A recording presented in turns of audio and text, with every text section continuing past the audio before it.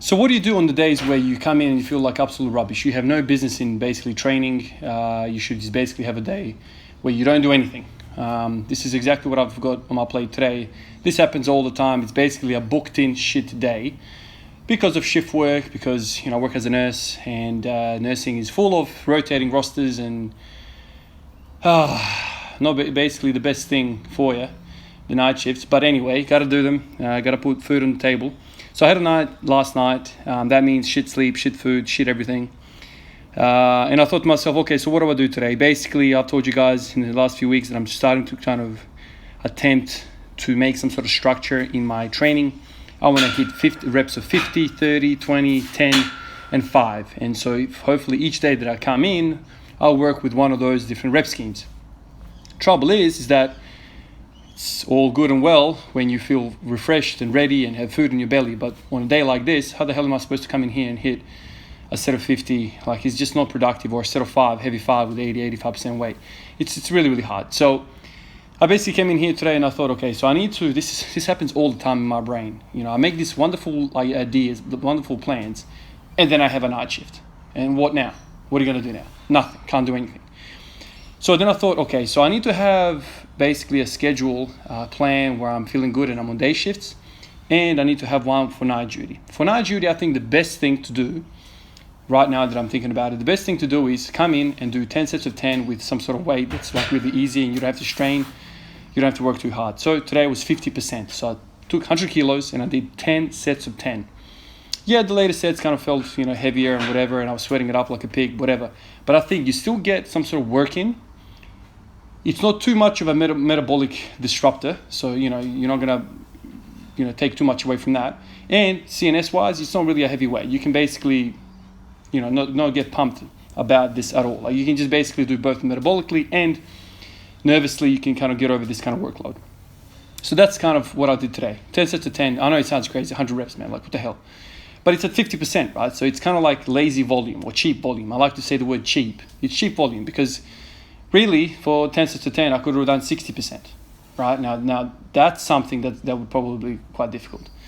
But anyway, so I did 10 sets of 10, and I thought to myself, I did 1, 2, 3. By the third set, I was like, wow, I'm feeling really strong now. I'm working up. My body's up and about now. And so then I started experimenting with, powerful reps.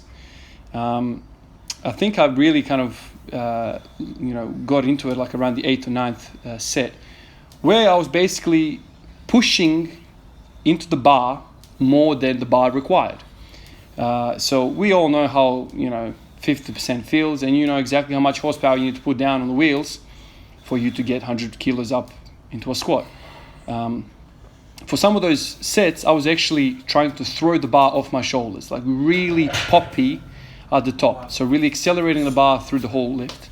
And I can tell you, man, that's a completely different ball game. That's no longer a 50% weight.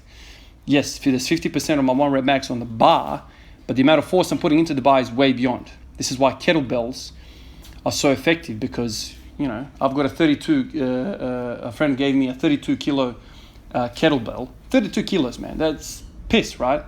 But if you want to accelerate that weight, all of a sudden it is a whole lot of work. How do you throw a 32 kilo kettlebell? Like, when you're doing swings, it's very hard to accelerate a 32 kilo kettlebell. And this is the whole kind of effectiveness of kettlebells.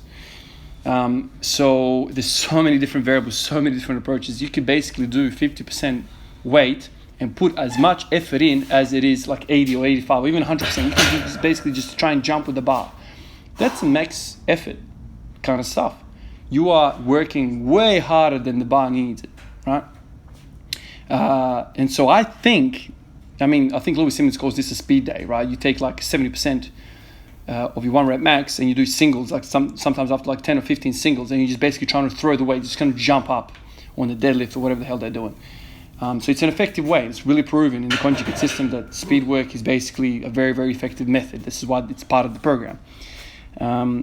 But anyway, so I did 10 sets of 10, and I was like, wow, okay, you can really accelerate this bar. So that's one thing you guys should consider as well. You don't always have to come in and do heavy ass weight. You can come in and do light ass weight, but accelerate the hell out of it, and you're gonna get basically it's like a trick shot. It's like a tricky way of getting the work in, because your muscles don't really know what's up. I mean, let's be honest, they don't really know what's going on. They just know resistance. Well, gravity times 100 kilos and you trying to accelerate the bar, that's a whole lot more work than just lifting the bar up gently and then racking it. So that's another little thing I could use on days like this where I come in and I'm like sluggish as hell, everything's against me. You can basically go up to 50% and just try and throw the bar around. Yeah, move some weight, try to throw the weight around, and basically that's it. And I think the recovery from that is a lot better than absolute weight on your shoulder. So anyway, so my mind's always going to bounce around the place. You know, we've spoken about this in the comments over the last few months with a lot of you guys about life, training, goals. Like, it's all kind of rolled in. We all have different hats we play. You know, we fathers, husbands, boyfriends, you know, mothers. You know, we all have different, you know, nurses, doctors, engineers, laborers. We all have different hats we've got to put on, and some of these hats prevent other hats from doing really well. You know, so doing a night shift and then putting on a gym bro hat on doesn't really mix well. Most people just be like, the hell with this, man. I'm just going to sleep it off and get on with it. Yeah, you can definitely do that. My experience is like I struggle to go to bed if I don't work out in the day after the night shift. So for instance, tonight I don't have a night shift.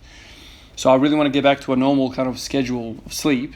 So if I put in some sort of workout right now, I'm going to have a lot better time falling asleep later on. Whereas if I just laze around in the whole bed all day, played some video games, watched a movie, ate some food, and by the time 8, 9, 10 p.m. comes, I'm like fully awake and I haven't done anything. You know, you can't sleep for 24 freaking hours. So that's one way I like to get around it. By the way, guys, this is 120 times 1. I don't even know if I did this ever since I've kind of go back to upper body, but check it out. Kind of moved all right.